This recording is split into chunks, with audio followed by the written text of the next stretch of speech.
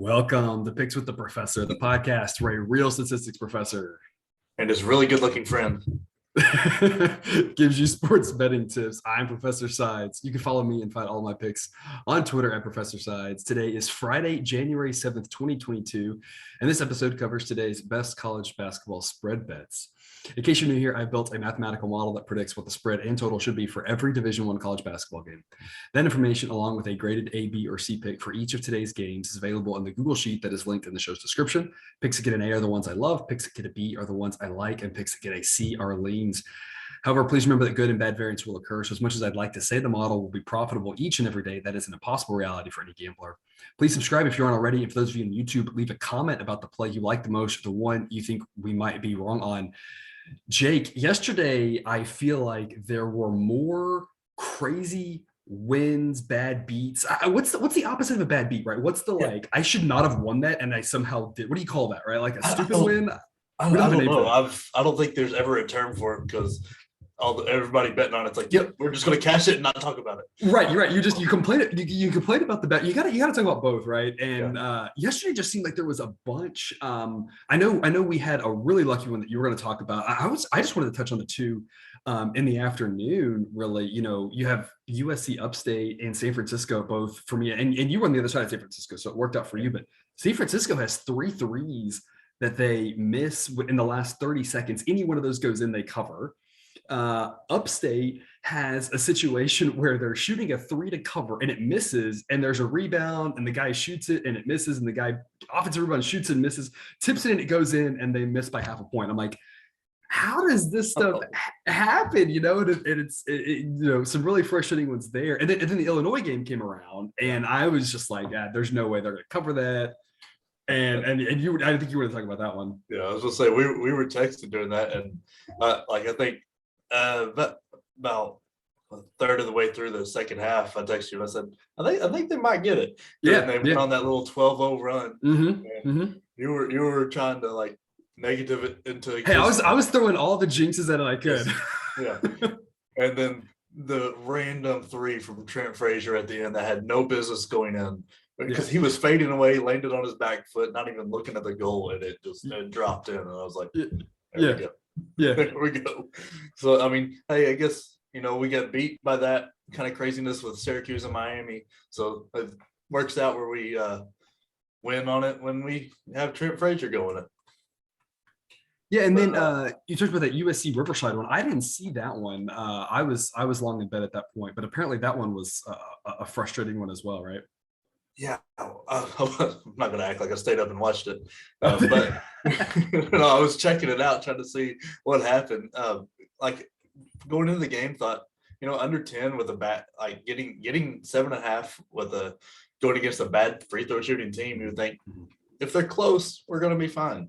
And going into it, here we are with a 7-point lead. They're down by 7, so we're right on the number, and they hit a free throw that puts it over the edge and missed the next one. And I was like, man, I can't believe they hit that one. And so I started looking at the stats. The team that shoots 65% on the year shot 90 in that game. And I mean, you're gonna get beat by things like that. But it's like, man, of all things. And that's part of the handicap when you get to those 5 to 10-ish numbers. That's part of what the model's doing, is looking at saying, are you hitting your free throws? And so it's kind of like knocking a team down a little bit from that number, that it wouldn't penalize them if you don't hit your free throws in your favor by 20. It's not going to matter because you're probably not going to get fouled late. So the model's not taking that into account, but it's taken into account here. So that was part of it, was we were counting on Riverside to miss some of those free throws, and then they didn't. So just a weird day yesterday. Today we have a really short slate, not a lot of games that are interesting, I think. So what we're going to do is we're going to cover 3 games, and we're going to actually preview. We said yesterday we preview 1. We're going to actually throw 4 at you, just because there's some really interesting things tomorrow, and try to give you some good content, because today we can't really talk a lot about the Patriot League. No offense to the players in there, y'all would kill me in basketball, but we don't watch a lot of Patriot League. We don't watch a lot of Southland, so it's hard to break those games down. So we're going to stick to the ones that we know a little bit more about. We're going to start off with some action, though. 5:30 p.m. Kent State at Ohio, a game that I think is going to be really interesting. Ohio is a team that might make some noise in March, and so they are a 7.5-point home favorite, and that's a B pick for me. The model thinks they should win by 9. The key for me is I think Ohio is a team that is pretty good, and the model doesn't take my feelings into account, but I played Kent State the other day, and I was surprised at just how bad they were. They were a team that in recent years I thought had been a little bit better. And all of a sudden this year, I don't know if it was just the one game or something, but when I saw that I had to pick on Ohio, I was a little bit relieved because backing Kent State the other day was frustrating. And so I'm hoping that they're just outclassed by a team that has some aspirations of doing anything in March. Jake, what's your take on this Kent State Ohio game? I'm with Ohio. Kent State is bad, but Ohio is actually underrated defensively. They've actually got a pretty decent defense to be. I mean, this is considering they're a smaller school and everything. Like they're in the top 80 of the league in like defensive efficiency and everything. So I think that's going to be the difference that gets them over the edge, because Kent State is not very good offensively, and they play a like slower pace. So when a slower pace team that's not very good offensively goes against a good defense, it's not a lot of points going their way. Yeah. And like I said, Kent State, I thought, and I could be wrong, sometimes you get the schools confused, but I thought Kent State was a team the last couple of years that was kind of frisky in the MAC. And this year it just seems like maybe they don't have it. Maybe they've fallen off a little bit more recently than I realized. But I always felt like I kind of respected Kent State a little bit. But this year, the team, like you said, they're just not as good as they. I'm sure they're hoping they'd be. I don't really know their roster that well, but I mean, it seems schools like that, and from a smaller conference, they go 2 years of being relevant and up there, and then they take 2 years off because they got to get the older guys in with some experience, and that's where they get their benefit rather than bringing in some new flashy freshmen or something like that. That makes sense. Also at 5:30 p.m. Central, Marquette and Georgetown, one of the two, I guess we'll call them marquee games of the night, given what's out there. This is an A pick for me on Marquette -2. The model thinks it should be Marquette -5. Marquette's really coming around. And my key question for you, Jake, is Marquette, are they actually good? Because I kind of think they might be, but I'm a little nervous making that proclamation, but I think they might actually be good. I think they are. I agree that they're fairly good. They have had a tough schedule. They really have. Every time you turn around, it seems like they're playing a real team. They're not getting a lot of directional schools, right? They're getting a lot of real schools. Like in their 6 losses, 4 of them were to ranked teams at the time. I mean, St. Bonaventure isn't ranked anymore, but that's still solid opponents still. Yeah, they were 22nd at the time. So that was like when I was pouring through it, that was big to me. It's like, yeah, they've had some rough patches record wise, but it's all been against really, really good teams. And like Marquette was in a big slump, losing the 6 of their last 10 for beating a very good Providence on Tuesday, which that's just under.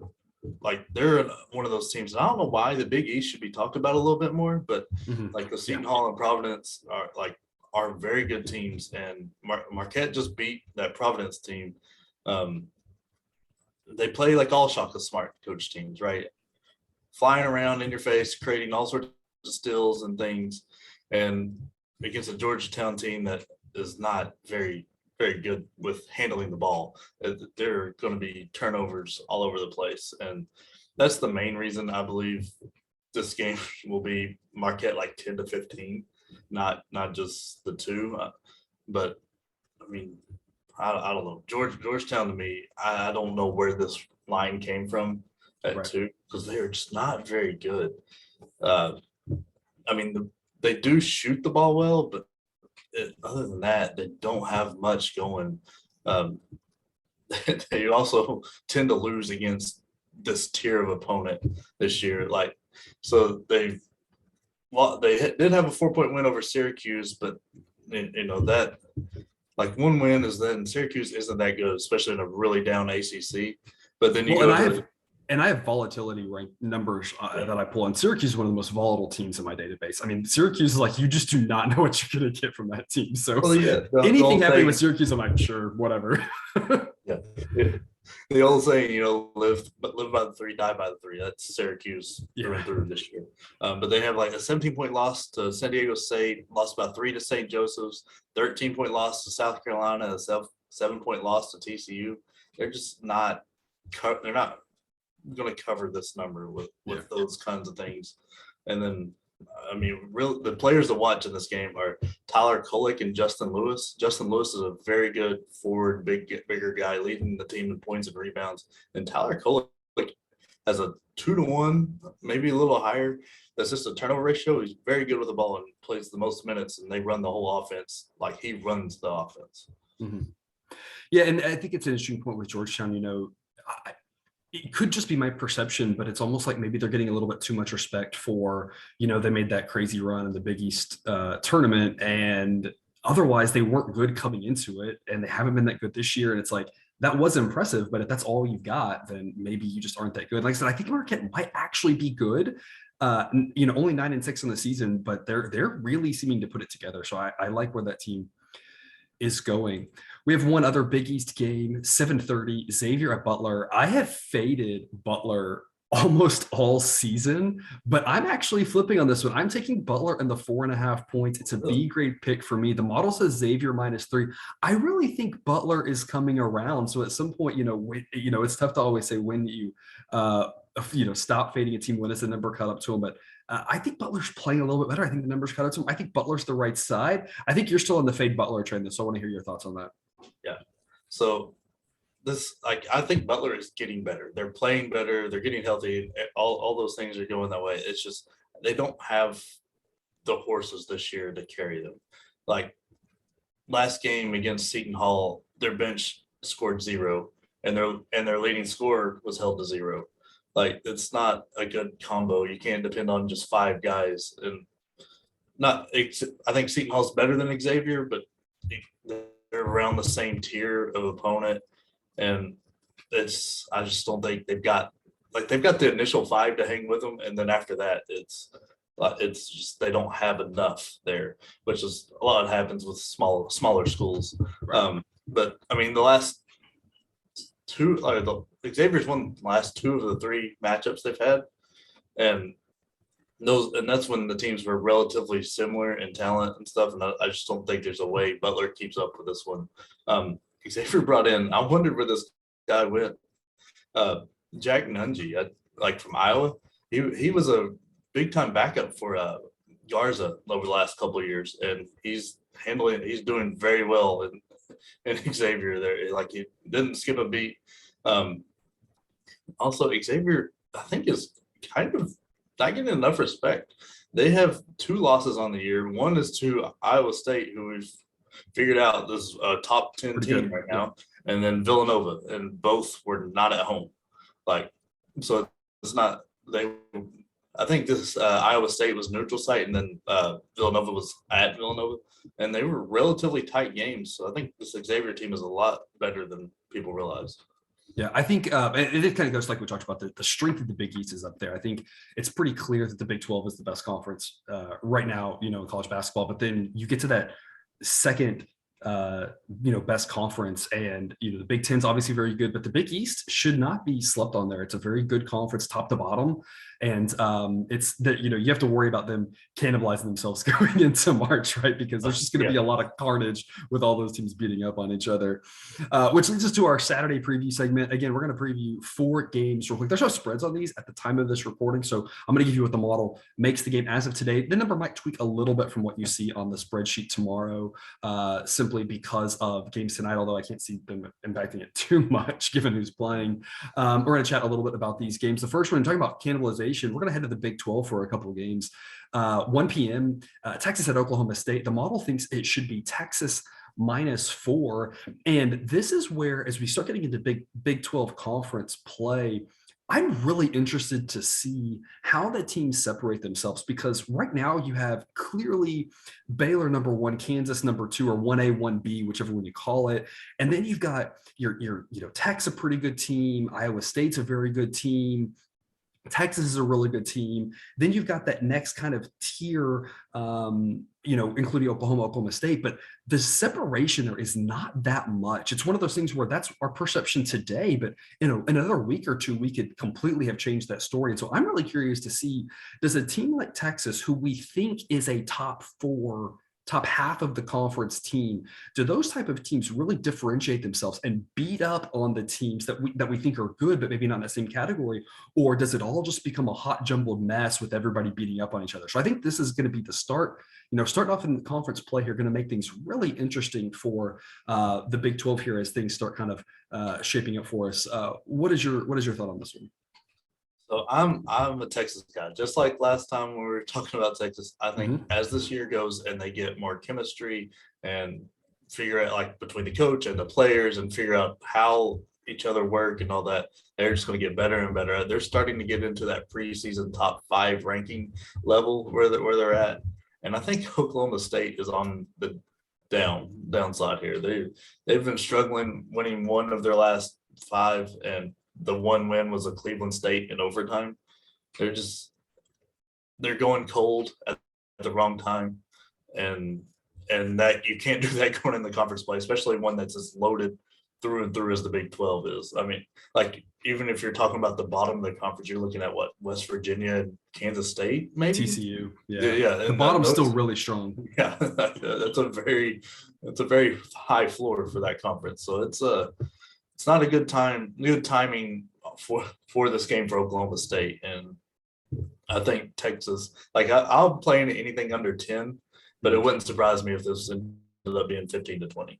Wow. Yeah. Stillwater, a tough place to play. But like you said, Texas, we talked about this with Texas, Kansas State, right? Texas has the talent. So if they get it going, the road atmosphere is not going to be a problem. If they can keep it close, that's what Kansas State was able to do in the first half, not the second, then that atmosphere at Stillwater is going to make it very tough on Texas. But you're right, man. If they just have so much talent, and Beard obviously is a great coach. And so as the season moves along, I think you're right. I think they're trending in the right direction. And speaking of Chris Beard, this week he left Texas Tech, gets to host Kansas, and maybe the marquee game of the day, 3 p.m.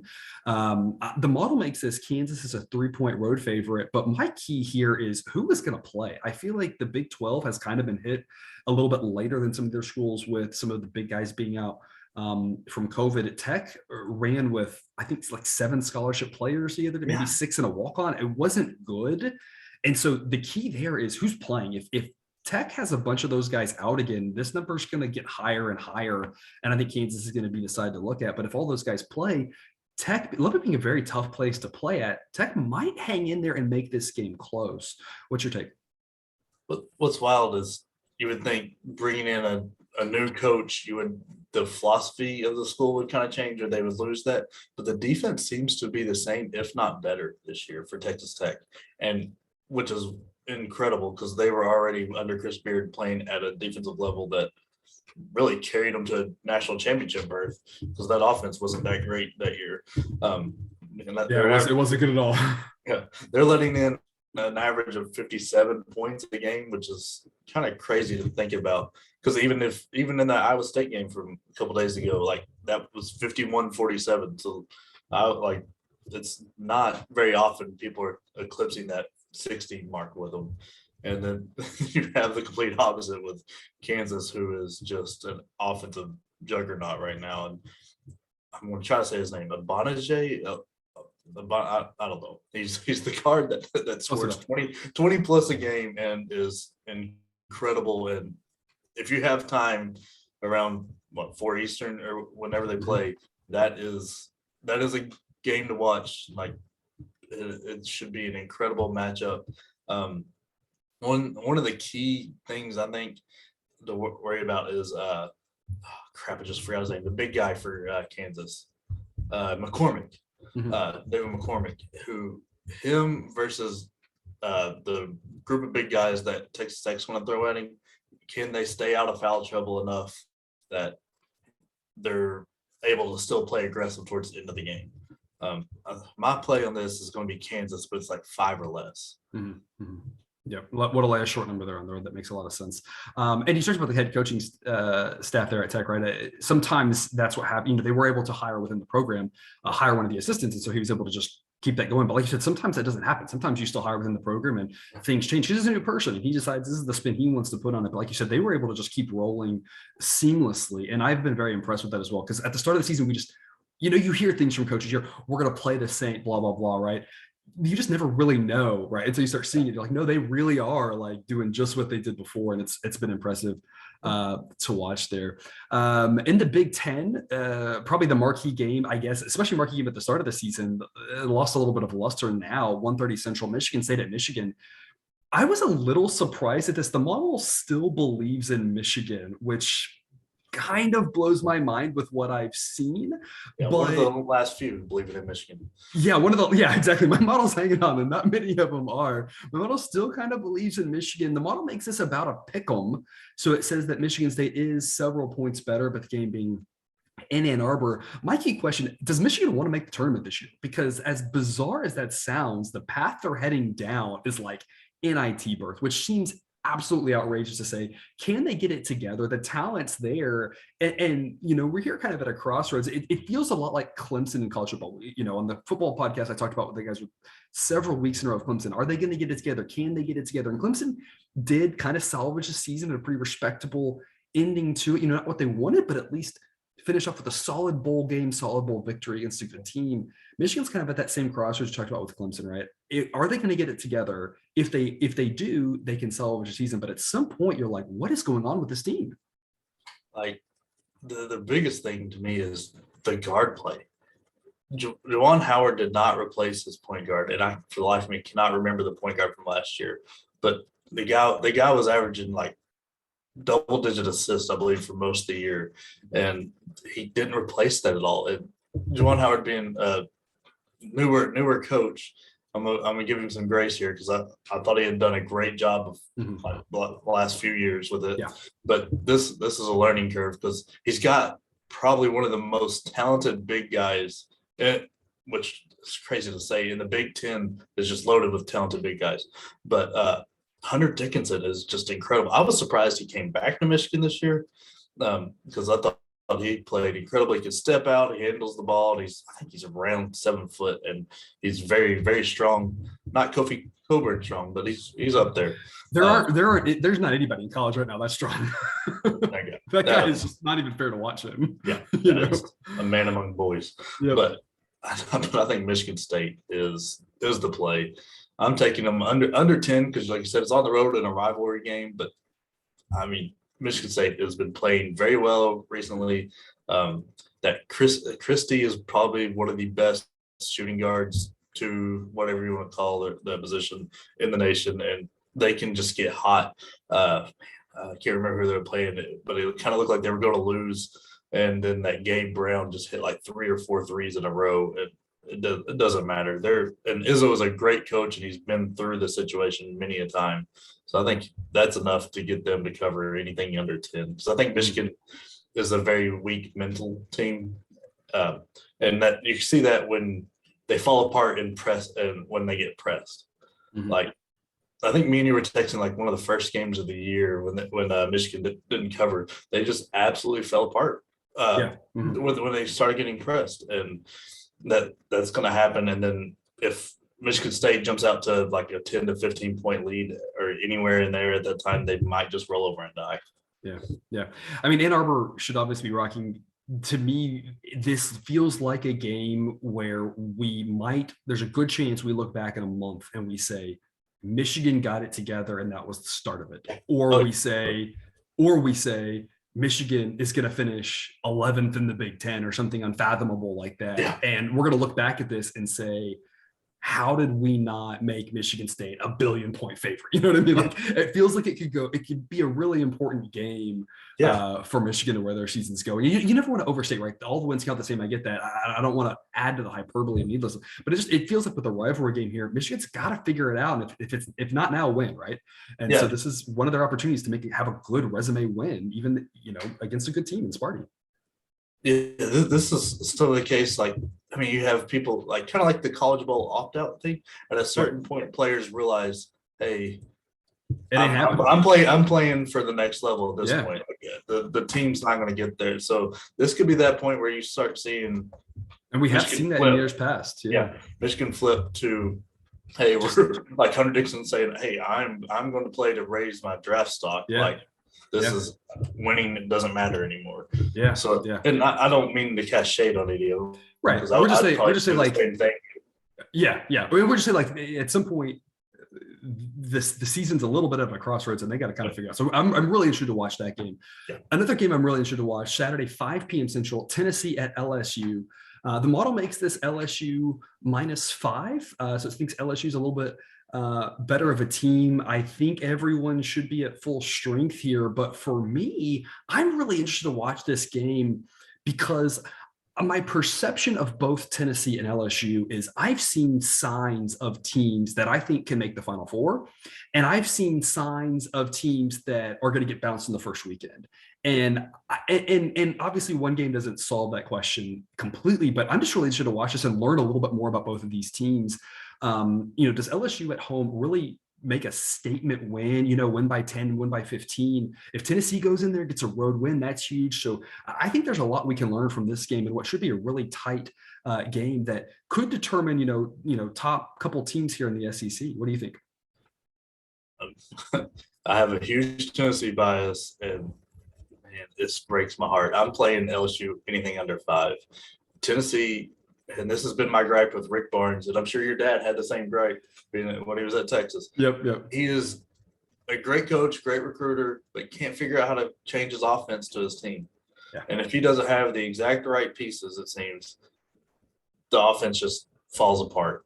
Yeah. And that's what happens with Tennessee. Like the Ole Miss game that just recently, they went 1 for 15, I think, to start the game. Like you're not going to cover any number there. Like they're an incredible defensive team. They forced 27 turnovers, but took overtime to win by 6. If you gave 27 turnovers to anybody that people want to be like a top 20 team, right? Yeah, that's a 20-point win because and they're very good defensively, and Kenny Chandler is really good, but man, I don't know if they have the offense to keep up with LSU, especially at LSU at home.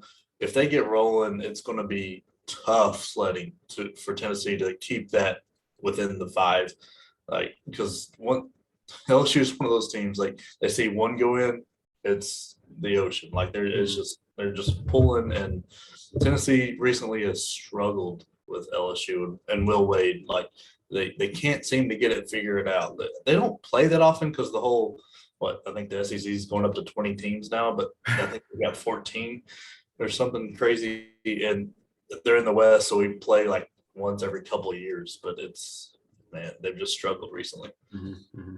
Yeah, you talk about Rick Barnes.